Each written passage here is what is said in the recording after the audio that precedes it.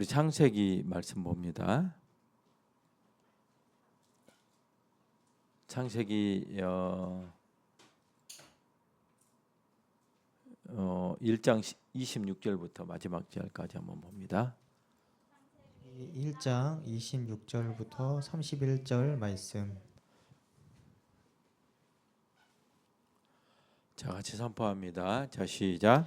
하나님이 이르시되 우리의 형상을 따라 우리의 모양대로 우리가 사람을 만들고 그들로 바다의 물고기와 하늘의 새와 가축과 온 땅과 항에 기는 모든 것을 다스리게 하자 하시고, 하나님이 자기 형상 곧 하나님의 형상대로 사람을 창조하시되 남자와 여자를 창조하시고, 하나님이 그들에게 복을 주시며 하나님이 그들에게 이르시되 생육하고 번성하여 땅에 충만하라. 땅을 정복하라. 바다의 물고기와 하늘의 새와 땅에 움직이는 모든 생물을 다스리라 하시니라. 하나님이 이르시되 내가 온 지면에 씨 맺는 모든 채소와 씨 가진 열매 맺는 모든 나무를 너희에게 주노니 너희의 먹을 거리가 되리라. 또 땅의 모든 짐승과 하늘의 모든 새와 생명이 있어 땅에 기는 모든 것에게는 모든 푸른 풀을 먹을거리로 주노라 하시니 그대로 되니라. 하나님이 지으신 그 모든 것을 보시니 보시기에 심히 좋았더라. 저녁이 되고 아침이 되니 이는 여섯째 날이니라. 아멘. 네. 6일 동안 창조주 하나님께서 지구를 중심으로 해서 사람의 거소로서의 태양계를 조성하신 것을 우리가 볼 수 있습니다. 가장 중요한 게 창조의 목표인 사람을 창조하신 내용들이 나오죠. 사람이 어떤 존재인가는 어떤 철학이나 어떤 가르침에서도 가르침이 없어요. 성경에서만 사람이 어떤 존재인가를 우리가 말합니다. 하나님의 자기 형상이라고 말합니다. 그리고 하나님께서는 이 사람을 창조하시고 자기 창조를 그 사람에게 맡기신 것을 우리가 볼 수 있죠. 하나님의 형상과 모양을 따라 자기의 유사한 존재로 사람을 만들기로 하십니다. 그렇게 논의하시고 사람 창조를 통해 하나님의 창조 목표가 사람 창조임을 우리에게 알려주십니다. 만약에 그냥 하나님의 창조가 목표가 없이 맹목적인 생물들을 만들어 그들의 생을 살게 하려는 데 있지 않은 것을 우리에게 잘 말씀해주고 있습니다. 모든 것들은 그 하나님의 뜻과 의지대로 창조되었습니다. 그 중에서 사람을 하나님과 유사한 존재로 만드심으로 하나님과 교제할 대상으로 사람을 창조하셨습니다. 그래서 이와 같은 것들을 우리가 바르게 이런 것들을 알므로 우리가 하나님을 섬기고 우리 삶을 경영해 갈 수 있어요. 예배도 마찬가지예요. 우리가 할 때 예배가 뭐냐 이런 것들을 알아야지 예배를 드릴 수 있어요. 그러려면 예배 시간에 와갖고 목사님만 보다가 목사님 말씀만 듣다가 하나님을 예배하지 않아. 그러니까 딴 데 신경 쓰고 하죠. 예배할 때 굉장히 중요해요. 그래서 예배에 대해서 우리에게 얘기하죠. 온 마음과 뜻과 정성을 다 예배해야 된다. 이렇게 말합니다. 왜냐하면 하나님 보이지 않아요. 근데 현존하셔요. 그러니까 하나님께 예배를 드리는 것이기 때문에 그러면 맨 사람들한테만 반응하죠. 만약에 어떤 아이가 엄마한테 뭘 달라 그래서 그러면 이 아이에 반응하지 않아요? 이 아이는 어머니가 하나님을 섬기지 않는 걸 금방 알아버려요. 우리 이제 교육자들도 마찬가지예요. 저 뒤에서 특히 앞에 이제 앉아 있는 분들은 우리 이제 공예배 때 아이들이 와서 하면 그 반응하지 않아. 그럼 아이는 하나님이 안 계신다고 생각해. 불신자로 키워요. 왜 그러냐면 우리 엄마가 주님께 집중하고 있어. 그래서 내가 그렇게 해도 우리 엄마는 주님 보고 있네. 그리고 뭔가 내가 알지 못하는 그 하나님을 그가 섬겨 이렇게 하지 않기 때문에 사람에게 반응에 그런 거 하지 마. 유아실에도 그런 거 하지 말라고 내가 계속 얘기를 하는데 안 돼. 왜냐하면 믿지 않기 때문에. 그냥 내가 드리는 예배 형식을 드리는 거야. 똑같아요. 우리가 하나님을 섬기는 거야. 누구를 섬긴다고? 그를 예배해. 그래 하나님은 어제 다윗이 말했던 것처럼 살아계신 하나님이라 그래. 살아계서 그 하나님을 섬기는 거예요. 그러면 예배가 무엇인지를 모르고 우리가 그냥 하는 경우가 많습니다. 하나님의 형상이 뭐냐에 대해서 우리가 지난 시간에 배우다 말았는데, 하나님의 형상과 모양대로 사람을 만드는데 이게 뭐냐면, 하나님의 형상과 모양은 영적이고 인격적 존재를 말한다, 그렇게 말했죠. 그렇게 사람을 하나님이 직접 손으로 만드셔요. 다른 것들은 있으라 그래서 있었어요. 말씀만으로 했는데 사람은 하나님의 손으로 직접 만드신 것을 우리에게 말합니다. 지금까지 하나님의 형상에 대해서 우리가 잘못된 것들을 배웠죠. 뭐 통상적으로 우리 사람들 하나님의 형상이 뭐냐면 사람들이 지적이고 도덕적 성품으로 이해를 하는 경우가 있었어요. 야, 사람이 하나님의 형상인 것은 지적이지 않냐, 그리고 도덕적이니까 하나님의 형상이다, 이렇게 했어요. 이게 이제 그 헬라 철학적 방식에서 오는 그런 것들이 많이 포함되어 있는 거예요. 루터 교회에서는 하나님의 형상을 거룩과 의와 지식이라고 말을 했습니다. 하나님의 형상이 뭐냐, 그러니까 우리의 거룩, 그다음에 의, 그다음에 지식이 바로 하나님의 형상이다, 이렇게 말을 했어요. 종교개혁자 칼빈도 하나님의 형상이 뭐냐 그랬더니 사람이 하나님과 바른 관계에 있을 때 나타나는 순정성이라고 말을 했어요.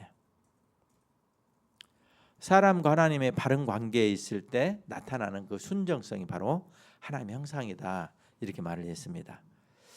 우리 이제 개혁교회에서도 하나님의 형상을 뭐라 그랬냐면 하나님과의 동행성으로 그렇게 말을 했어요.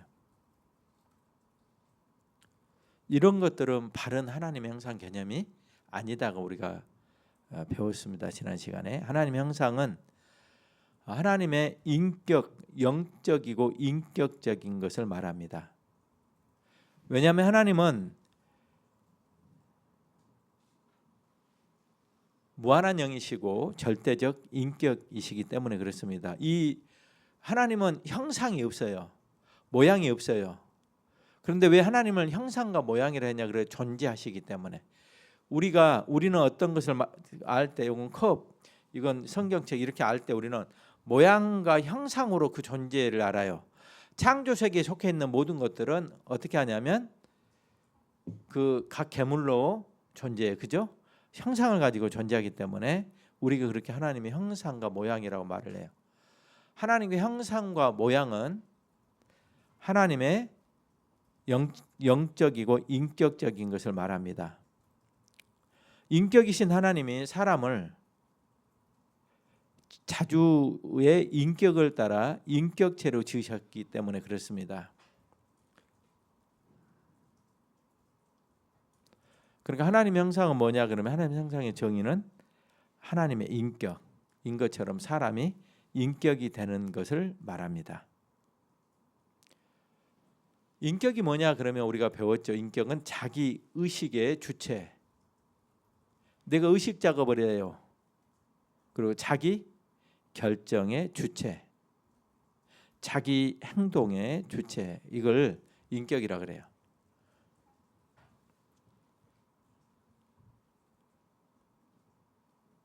사람이 하나님의 형상으로서 인격적 존재로 만들어짐으로 사람은 자기 인격적 결정으로 하나님을 창조주로 섬길 수 있게 그렇게 하셨습니다.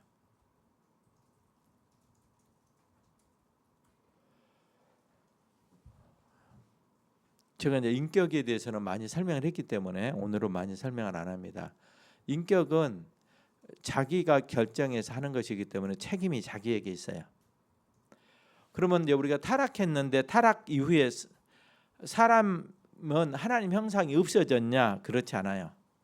타락한 후에도 사람에게 있는 하나님 형상이, 하나님 형상은 곧 인격됨을 상실하지 않았습니다. 인격체로 존재해요. 사람이 아무리 인간성을 상실해도 인격은 파괴될 수 없습니다.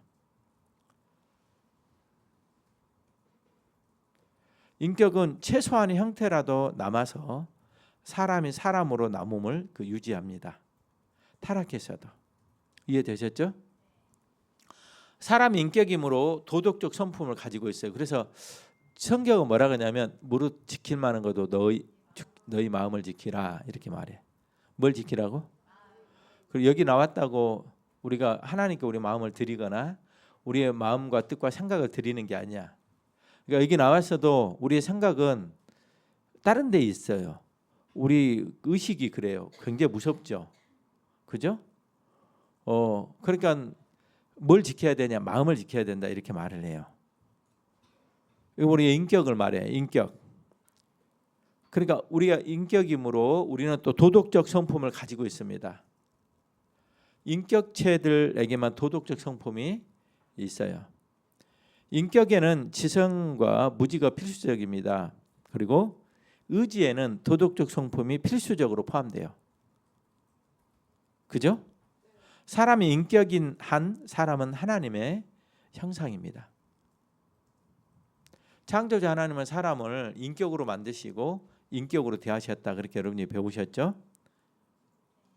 그러죠? 그래서 우리가 사람이 타락했으므로 바른 인격이 되지 못합니다. 인격이 파산된 것은 아니지만 인격인데 인격이 바른 인격이 되지 못합니다. 그래서 처음 아담이 가졌던 그 인격이 지금 우리의 형태와 얼마나 다른지 우리는 알 수가 없습니다. 그것이 무엇인지를 몰라요, 사실은. 그러나 하나님의 인격이듯이 사람도 하나님의 인격에 상응해서 살고 결정하고 일합니다.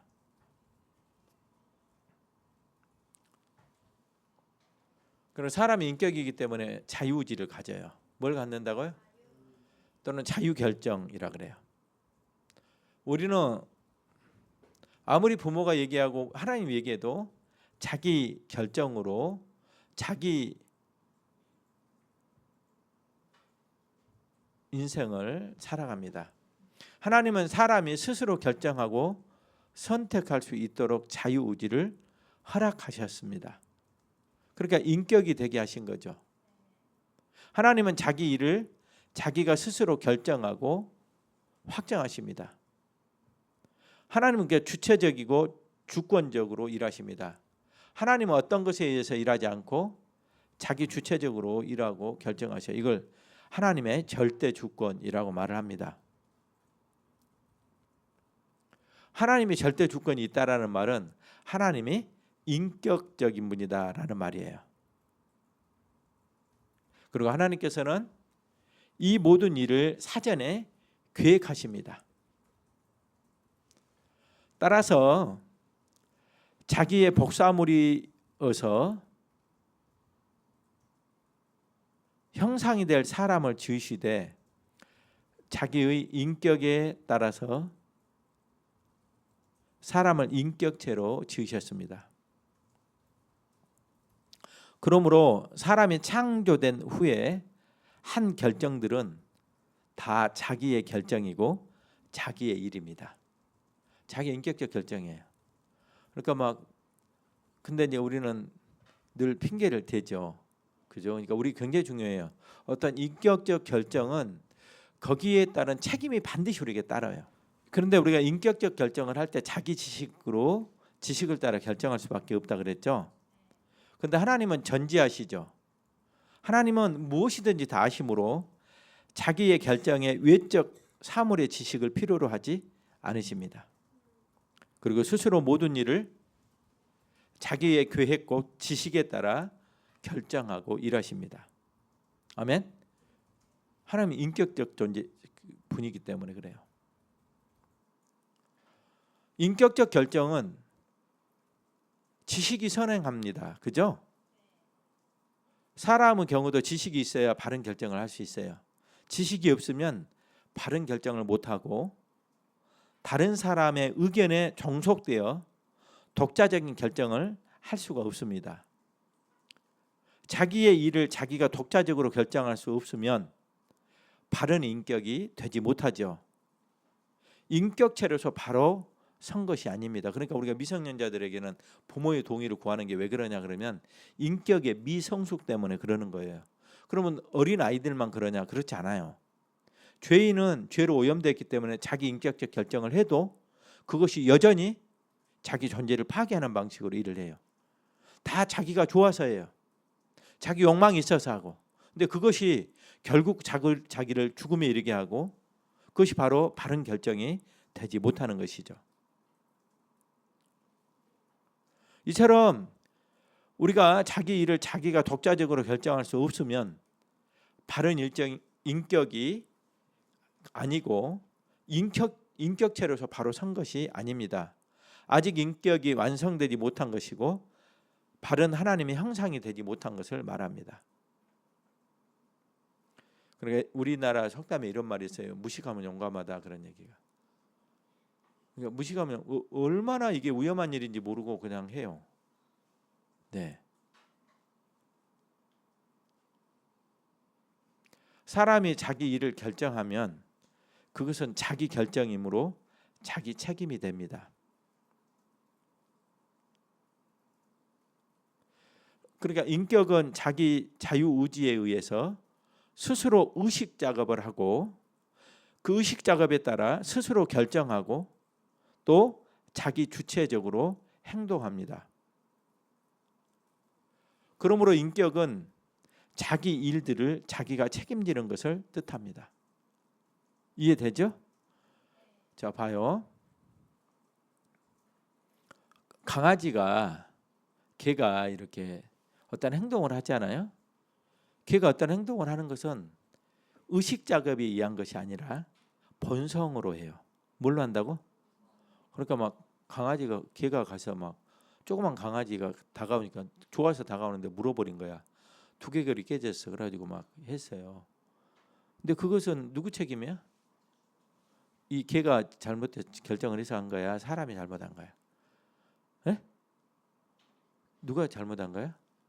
사람이 잘못한 거잖아. 그래서 우리는 강아지를 벌 주는 게 아니라 사람이 그 책임을 져요. 왜 그러냐?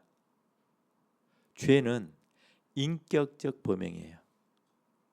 인격의 결정으로만 죄가 성립돼요. 이해되셨죠?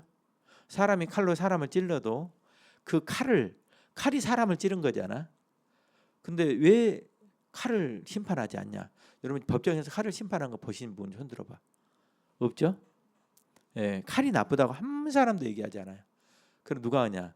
그 칼에게 인격을 가지고 행동했던 사람들의 인격적 주체를 벌줘요. 그래서 범죄를 뭐라 하냐?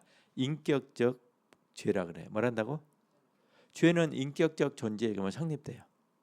이해되셨죠? 왜 그러냐? 인격적 범죄이기 때문에. 그러니까 만물이 심판받는 것이 아니라 사람만 심판받아요. 또 천사들이 심판받습니다. 아셨죠? 자, 하나님은 자기 스스로 결정하고 스스로 결정한 대로 일하십니다. 그리고 자기의 모든 일을 다 책임지십니다. 사람도 자기의 일을 자기가 책임질 때만 인격이 되고 하나님을 반사합니다. 그런데 이제 우리가 이것 때문에 두려움과 공포가 와요. 내가 결정하는 게 잘못되면 어떡하지? 그래서 막 두려워하고 막 공포를 가져요. 왜 그러죠? 우리가 죄인이라는 것을 나타내는 거예요.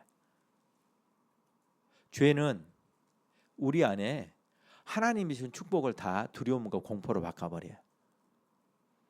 그러죠? 그러니까 이런 두려움과 공포로 자기 삶을 경영하는 것은 우매한 것이죠. 자, 그다음에 오늘 이제 나갑니다. 사람은 인격인 한 영입니다. 영. 사람은 인격인 한 영이에요. 영적 존재. 영은 자기 초월의 능력을 갖습니다. 자, 어떤 사물은 그 사물 존재 자체에서 강아지는 자기 말고 다른 존재를 알고 싶어하는 욕구가 없어요. 그죠? 근데 사람은 자기의 초월적 능력을 갖고 있어요. 사고와 지식과 결정에서 자기를 넘어가요. 그리고 하나님에게로까지 나갑니다. 진짜 하나님 계실까? 하나님 우리를 도와주셔야 되는, 이렇게 우리가 하나님을 알고 싶어하는 욕구와 그런 것들을 가지게 돼요. 그러니까 자기 자신에게만 머무르고 자기 자신으로 만족할 수 없는 것이 사람입니다. 그러죠? 왜냐하면 인격이어서 자기 자신을 넘어가기 때문에 그랬습니다. 그러니까 사람은 자기 말고 다른 존재에 대해 관심을 갖고 그걸 알고 싶어하고 그걸 소유하고 싶어하는 그런 욕구가 우리에게 있어요. 아셨죠? 더욱이 하나님의 인격의 복사물이므로 하나님을 향하고 하나님을 바라게 되어져 있습니다.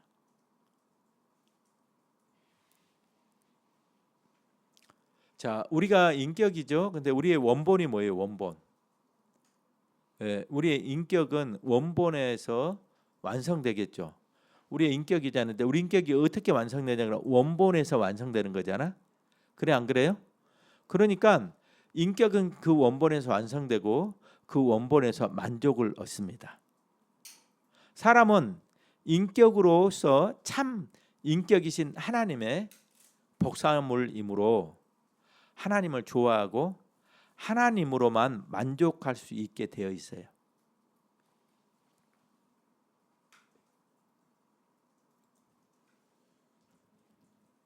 아멘. 그러니까 우리가 하나님을 바라고 그를 소망으로 이렇게 해요. 사람은 하나님의 형상이므로 하나님의 인격의 그림자이고 하나님은 인격의 원본이고 실체이십니다.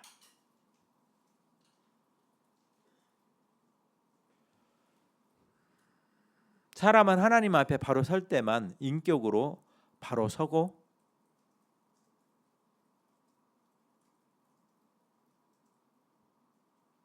존재 확인이 됩니다.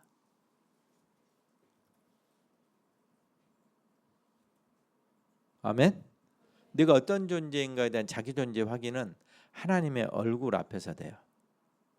사람은 하나님의 인격의 복사물이므로 형상이므로 원본에 맞으셔야 인격으로 바로 우리가 정립되고 확인돼요.